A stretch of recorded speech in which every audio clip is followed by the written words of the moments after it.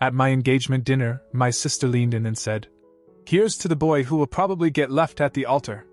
My mom laughed. "Don't say that." I didn't react. That night, I reversed the payment for her semester abroad. But at 8:40 a.m., they got the real news. Her flight was cancelled and her visa revoked. She texted me in all caps. I always thought my family's worst trait was their inability to take anything seriously. But that night, at my engagement dinner, I learned it was worse than that. We'd chosen a small Italian restaurant downtown. I'd gone there since my early 20s, back when I was broke and could only afford pasta and tap water. The owner, Marco, had known me for years and made sure we got the big table near the window. Claire was thrilled. She'd spent the past week talking about how our families could finally meet, how it would be the start of a new chapter. I didn't have the heart to tell her that with my family, new chapters usually turned into disasters. The night started fine. My dad was telling a story from his fishing trip. My uncle was on his second glass of wine and already slurring compliments at Claire. Even my mom seemed to be in a good mood. Claire's parents were polite and warm, though I could tell they were slightly overwhelmed by how loud my family was. Then dessert came. The waiter had just set down a plate of tiramisu in front of me when Emily leaned across the table. She was smiling that fake, smug smile she wore when she thought she was clever. "Here's to the boy who will probably get left at the altar." It landed like a gunshot. Claire's fork froze halfway to her mouth. My mom burst out laughing and said, "Don't say that," as if it was some kind of innocent joke. Nobody told Emily to stop. My cousin Matt smirked into his wine glass. I didn't answer. I didn't even look at Emily. I just kept eating. But under the table, I felt Claire's hand squeeze mine. She leaned closer and, in a low voice meant for me but audible enough for my mom to hear, said, "That's not funny. Not even close." Emily rolled her eyes. "Relax, it's a joke." Claire set her fork down. "Do you have any idea how rude that is? You're sitting here at your brother's engagement dinner making bets on whether he'll get married. And you think that's funny?" The table went quiet for a moment, but my mom broke it with, "Oh, come on. You need to learn not to take things so seriously." Claire didn't back down. "And you need to learn how to show some basic respect." That was the moment I knew Claire wasn't just marrying me, she was going to war for me. And something in me snapped. For years, I'd been the one quietly picking up their bills, fixing their messes, making sure no one fell apart financially.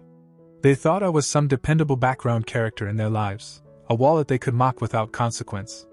They'd forgotten who covered Emily's rent when she couldn't find a job, who paid for Mom's new water heater when hers broke, who covered Matt's DUI fines so he wouldn't lose his license. They'd taken so much from me that they'd stopped seeing it as generosity. They saw it as my job.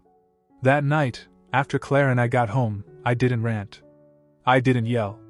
I just told her, "I'm done letting them treat me like this." She nodded without hesitation. I opened my laptop. Emily's semester abroad, Spain for 6 months, was supposed to start next week. I'd paid the tuition 3 days ago. I called the program, sat on hold for 40 minutes, and reversed the payment. The email confirmation came through just after midnight. Enrollment cancelled. Balance unpaid. I didn't tell her. I didn't tell anyone. Claire just kissed me on the shoulder and said, "This is going to be interesting." The next morning, at 8:40, the storm hit. I was making coffee when Claire's phone lit up on the counter. She glanced at it, frowned, and then looked at me. "Emily's blowing up my phone." I took a sip without asking why. Claire slid the phone across the counter. The text was in all caps. "My flight is cancelled. They said my visa is revoked." "What did you do?" I didn't answer. I just went back to pouring coffee into my mug. Less than a minute later, my own phone buzzed, same text, followed by "call me now." Then came a string of question marks, one after the other, as if she thought spamming punctuation would magically make me respond. Claire read over my shoulder. "Visa revoked? That's impressively fast." I shrugged. Guess the tuition reversal wasn't just a hiccup. Without payment, the school pulled her paperwork. No enrollment, no student visa. By 8:45, Mom was calling. I let it go to voicemail. She immediately called again. Then Emily. Then Matt. Then my uncle. It was like they'd started some emergency phone tree. I flipped my phone face down on the table and went back to making toast. Claire was watching me like I was performing some kind of art piece. You're really not going to answer? Nope. They can wait. By 9 o'clock, the tone started shifting. Mom sent a text, Emily's future is at risk. You need to fix this right now. Family helps family? Claire read it and shook her head. Where was this family helps family stuff last night when they were publicly betting on whether you'd even get married? At 9:15, the group chat I'd been dragged into months ago lit up. Matt wrote, if this is about last night, you're being dramatic. My aunt followed with, we don't air dirty laundry in front of outsiders. Claire didn't even ask me before grabbing my phone, typing, then maybe don't create dirty laundry in the first place, and hitting send. I didn't stop her. At 9:30, Emily must have realized she wasn't getting anywhere with me, so she called Claire instead. Claire answered and put it on speaker. Emily's voice came out hot. Did you convince him to do this? Claire stayed steady. No. He decided you don't get to insult him and still expect his help. Honestly, I think he's been more than generous by not listing every other thing he's paid for you. You're ruining my life. You managed that yourself, Claire said, and ended the call without waiting for a reply. I sat there, coffee in hand, thinking how no one in my family had ever been told something like that and actually had to hear it. Usually, I'd smooth things over before it got ugly. But not this time. By 11:45, Mom sent one final text, if you don't fix this, don't bother coming to Sunday dinner. Claire read it, looked at me and said, perfect. That means we can actually enjoy our Sundays now. The rest of the day, the calls didn't stop, but something was different. They were nervous now. It was the first time in years they'd realized they couldn't control me. By Saturday morning, barely 24 hours after Emily's first all-caps meltdown, the family group chat looked like it had been hit by a hurricane. Messages were flying in faster than I could scroll. Matt kicked things off at 8:15 with, maybe if we all chip in, she can still make it. That was almost funny. This is the same guy who borrowed $2,000 from me last year and hasn't paid back a dime. Then my aunt chimed in with, she'll miss out on so many memories. You wouldn't take that from your own sister, would you? As if I'd stolen her passport myself in the dead of night. By 8:30, Mom was sending me links to budget airlines with captions like, look, these are under $600. We can make this work if you just send the money. The way she said we meant you, and we both knew it. Claire sat next to me, sipping coffee, scrolling through the chaos like she was reading a tabloid. They still think this is a bluff. They think if they throw enough guilt your way, you'll fold like you always have. They don't get it yet, I said. This isn't about money anymore. Around 10 o'clock, Emily changed her approach. Gone was the rage. Now it was a 5-paragraph essay about how the semester abroad was her once-in-a-lifetime chance, and without it she'd fall behind in her career. Claire glanced at it, raised an eyebrow, and said, her career?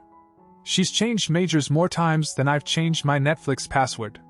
By 11 o'clock, I got a message from someone I didn't expect, my cousin Rachel. She's one of the few who's stayed out of the family drama over the years, but her text was blunt. Everyone's freaking out because you've always been the one holding everything together. You don't pay, the whole system falls apart. It hit different, seeing it laid out in plain words. I'd always known it, but now I could feel the truth of it. The panic wasn't just about Emily's trip. It was about the fact that I'd finally proven I was willing to let them fail. That evening, Claire and I went out for dinner. Halfway through our meal, my phone buzzed. Mom was calling. This time, her voice didn't sound angry. It sounded tired. Lucas, can we just talk? Sure, I said. But nothing's changing. She went on about how Emily had been crying all day, calling every relative in her contacts, begging for help. She said the whole thing was embarrassing for the family. Claire leaned toward the phone. Embarrassing is what happened at the engagement dinner. Mom pretended not to hear her and said, she's your sister. You can't just let her miss this opportunity. I can't, I said. And I am. Then I ended the call before she could try the sympathy angle. When we got home, I had 3 new texts from different relatives. All variations of, we didn't think you'd actually go through with it. That was the first moment I realized I'd crossed a line they didn't think I was capable of crossing. They weren't just annoyed anymore, they were nervous. And nervous people start making mistakes. By Sunday morning, the tone had shifted. Friday night had been jokes. Saturday had been guilt trips. Now it was full-on negotiation mode. At 8:05, Matt sent me a voice message. He spoke slowly, like he was choosing every word carefully. Look, man, I know we've had issues about me paying you back in the past. But if you can cover Emily's tuition, I'll get you what I owe. Plus interest. It would have been touching if I didn't know he had about $42 in his checking account and was currently living in his friend's basement. At 8:20, my aunt texted, we could cover her housing in Spain. That way you'd only have to handle tuition. She even followed it with a little heart emoji, like a pink cartoon symbol would erase the years of passive-aggressive comments and funny jabs at my expense. By 9 o'clock, Mom called. Claire answered this time, putting it on speaker without even asking me. Mom's voice was sharp and businesslike. Lucas needs to think about the bigger picture. If Emily can't finish her degree, it reflects badly on all of us as a family. Claire didn't even flinch. You're worried about how it looks? You should have been worried about that when you toasted to your son getting dumped at his own engagement dinner. There was a long pause, then Mom tried something I didn't expect. What if I pay you back? I mean, it might take a while, but I'll get the money to you eventually. I laughed, not kindly. You've been getting the money to me eventually since I was 21. Hasn't happened yet. She didn't argue. She just hung up. By 10 o'clock, things took a weird turn. My cousin Rachel, the one who stayed mostly neutral, texted again, you should check Facebook. Emily's posting about you. And it's a lot. Claire pulled it up on her phone while I was buttering toast. She scrolled, then let out a low whistle. Wow. She went for the jugular.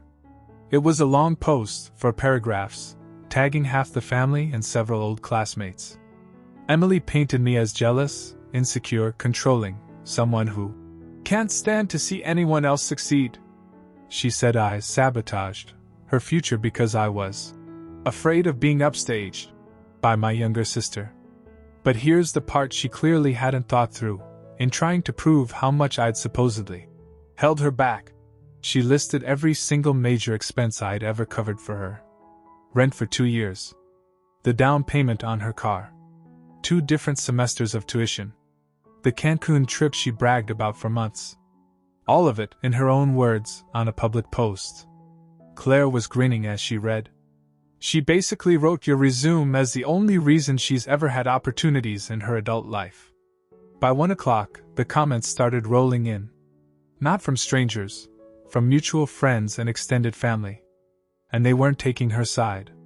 One person wrote, if my brother did even half of that for me, I'd be grateful for life.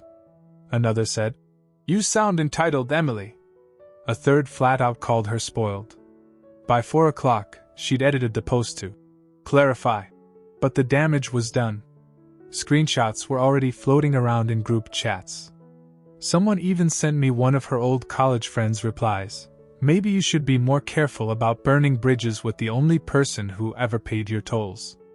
At 6 o'clock, Claire and I were sitting on the couch, watching a movie, when my phone buzzed. It was Rachel again. Heads up. Emily's calling around trying to get people to take the post down. She's panicking. Claire smiled. She's realizing she doesn't have control anymore. And that was the thing. For the first time, I could see the cracks forming in the little unspoken alliance my family had always had against me. By Monday morning, the storm had shifted direction. Emily wasn't raging anymore, she was scrambling. At 7:32 a.m., she texted me for the first time since Friday. No caps. No insults. Just, can we talk? Please? At 7:41, another came through. I shouldn't have said what I said at dinner. It was just a joke. Let's not let this get bigger than it is. Claire read them over my shoulder. She's not apologizing for the Facebook post. She's not apologizing for anything, I said. She's trying to reset the board before it gets worse for her.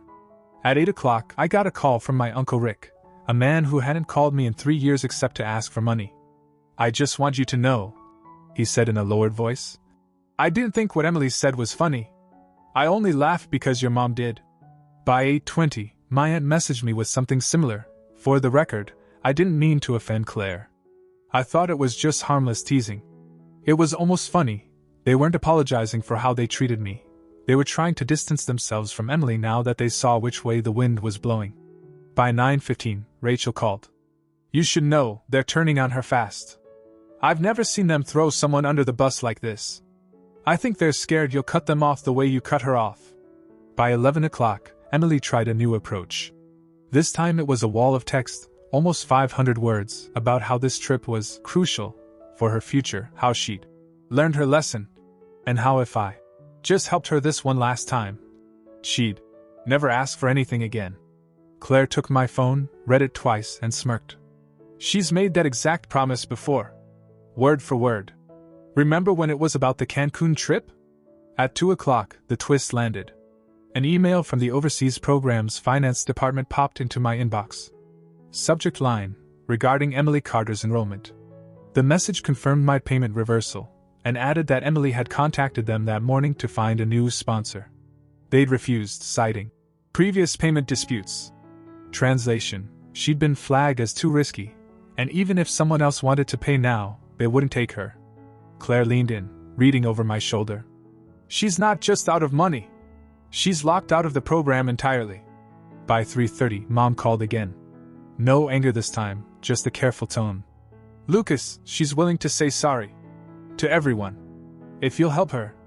An hour later, Rachel texted, "Emily told me she's ready to apologize to you publicly if that's what it takes." That stopped me for a second. Public apologies didn't happen in my family. Ever. If she was even willing to offer that, she must have been drowning. Claire looked at me like she was reading my mind. "You've got her cornered. But what you do next decides whether this is just a win, or the moment they finally start respecting you for good." She was right. I wasn't just holding a grudge anymore. I was holding the power they'd all assumed they'd always have over me. When Rachel told me Emily was willing to apologize publicly, I knew I couldn't waste the moment. My family had always operated on the unspoken rule that I was the one who would bend, never them. This was my one chance to flip that dynamic forever. I texted Emily, public apology. At dinner. This Friday. In front of everyone. No excuses. Her reply came in less than 10 seconds. "Fine." No smiley face, no sarcasm. Just one word. Claire and I showed up at my mom's house that Friday like we were walking into a high-stakes poker game. Everyone was there. Aunts, uncles, cousins, even the ones who only came around when there was food or drama. The energy in the room was different. Some people wouldn't meet my eyes. Others looked like they were waiting for a show. Dinner was quiet, unnervingly so. Usually my family could talk over each other for hours, but that night the only noise was the clinking of silverware. Emily kept glancing my way, like she was trying to time her move. Halfway through dessert, she stood up. Her voice was steady at first, but I could see her fingers tightening around the edge of her plate. "I want to apologize to my brother. What I said at his engagement dinner was wrong, and it wasn't a joke. I've taken too much from him over the years and given nothing back. That changes now." The room went still. Even Matt wasn't smirking. I let the pause stretch, just long enough for it to get uncomfortable. Then I said, "Apology accepted. But there's something everyone here should hear. I will never again give a single dollar to anyone in this family without respect. If you can't give that, don't ask." A few people shifted in their seats. My mom opened her mouth like she wanted to argue, then closed it again. But I wasn't done. I reached into my pocket, pulled out my phone, and placed it face up on the table. "Just so we're clear, I saved screenshots of everything. The posts, the messages, the jokes. If anyone here forgets tonight's lesson, I'll be happy to remind them." Claire didn't take her eyes off them. "And I'll make sure the reminders are public." It was a bluff, mostly. But I watched the way faces changed, how they avoided eye contact. It landed. After dinner, Mom walked us to the door. She hesitated before speaking. "You really meant all that, didn't you?" "I did," I said. "And I always will." Over the next month, things shifted. The quick favor calls stopped. The casual insults disappeared. When someone needed something, they asked carefully, and sometimes they didn't ask at all. Emily didn't go to Spain. She picked up a part-time job for the first time in years, working weekends at a bookstore. She never thanked me for the things I'd done before, but she never tried to humiliate me again either. And I think the reason is simple. For the first time, they'd all had to imagine what their lives looked like without me holding it together. Claire summed it up best one night as we sat on the couch. "You didn't just win, Lucas. You changed the rules." I smiled. "Good. They needed new rules." 3 months passed after that dinner. Things had been quiet. Too quiet. No requests for loans. No veiled insults at family gatherings. Emily kept her head down, working weekends at the bookstore, posting pictures of latte art instead of subtweets.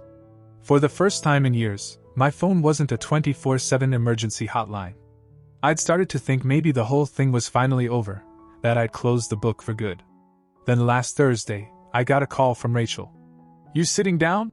she asked. I was in my office at work, sipping coffee. "What now?" "It's Emily. She's dating someone, and it's not just anyone. It's a guy from her overseas program. He's back in the States." I didn't think much of it at first, until Rachel added, "He's been telling people Emily almost didn't get to meet him because her brother pulled the plug on her trip. Now she's spinning it like you regret doing it." I had to laugh. Of course she is.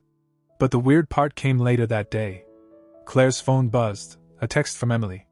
Short and polite, "Can we have dinner sometime? I want to talk about something important." Claire raised an eyebrow.